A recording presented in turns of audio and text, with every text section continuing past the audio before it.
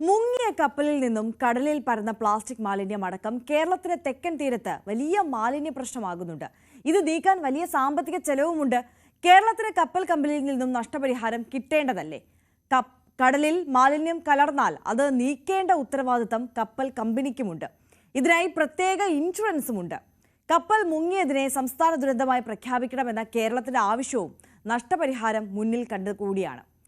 Dan Kurian കൂടുതൽ വിവരങ്ങളുമായി നമുക്കൊപ്പം ചേരുകയാണ്. ഡാൻ, നമുക്കറിയാം ഈ മാലിന്യ പ്രശ്നം അത് എത്രത്തോളം ദുഷ്കരമാക്കുന്നുണ്ട് മത്സ്യത്തൊഴിലാളികളുടെയും തീരദേശവാസികളുടെയും ഈ ടൂറിസം മേഖലയെ ആശ്രയിച്ച് ജീവിക്കുന്ന മനുഷ്യരുടെയൊക്കെ ജീവിതത്തിനെ എന്നുള്ളത്. ഈ യുദ്ധകാല അടിസ്ഥാനത്തിൽ ഈ അടിഞ്ഞുകൂടിയിട്ടുള്ള മാലിന്യങ്ങൾ നീക്കം ചെയ്യേണ്ടതുണ്ട്.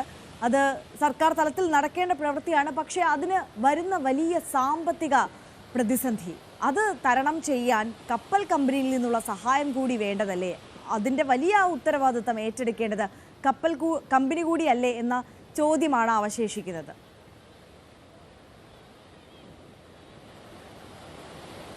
ഞാനിപ്പോൾ നിൽക്കുന്നത് തിരുവനന്തപുരത്തെ ഏറ്റവും മനോഹരമായ ഒരു തീരപ്രദേശങ്ങളിൽ ഒന്നിലാണ്. അതായത് ചെറിയതുറ എന്ന സ്ഥലത്ത്. ഇവിടെ ഈ കൽക്കട്ടകൾക്ക് മുകളിൽ സമയം ചെലവഴിക്കുന്നതിന് വേണ്ടി നിരവധി ആളുകളാണ് ഓരോ ദിവസവും എത്തുന്നത്. പക്ഷേ എനിക്ക് തൊട്ടരികിൽ ഉള്ള കാഴ്ചകൾ അത്ര സുന്ദരമല്ല, ശോഭനമായ കാഴ്ചകളല്ല.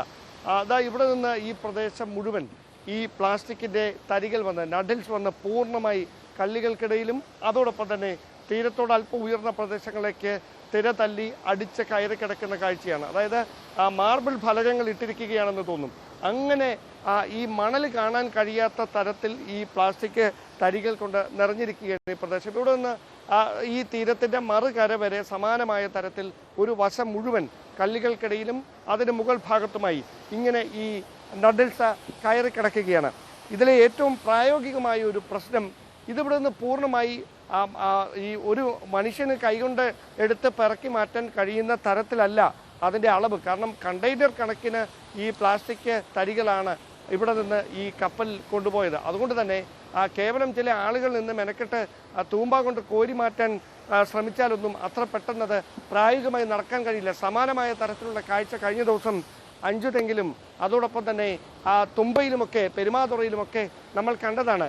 വലിയ ഊർജിതമായിട്ടായിരുന്നു പോലീസും ദുരന്ത നിവാരണ സേനയും അഗ്നിരക്ഷാ സേനയും ഒക്കെ ചേർന്ന് ഈ പ്ലാസ്റ്റിക് തരികൾ തീരത്ത് നിന്ന് നീക്കം ചെയ്യുന്ന നടപടികൾ ആരംഭിച്ചത്.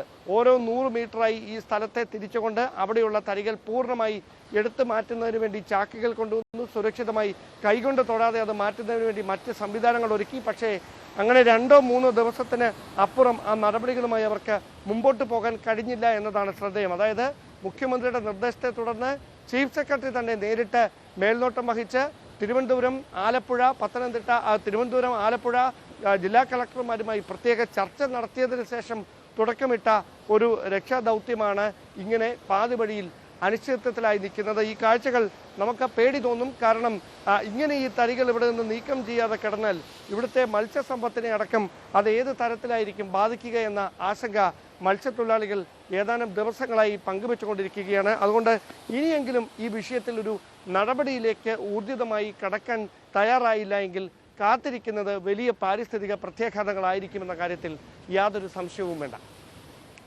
തീർച്ചയായും ഡാൻ കുര്യനാണ് വിശദാംശങ്ങളുമായി നമുക്കൊപ്പം ചേർന്നത്.